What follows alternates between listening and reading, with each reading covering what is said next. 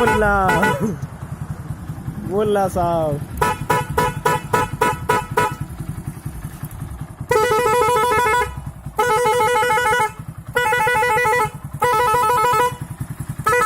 ਹੋਰ ਚਲਾ, ਹੋਰ ਜਿਹੜੀ ਨਿਕਲਦੀਆਂ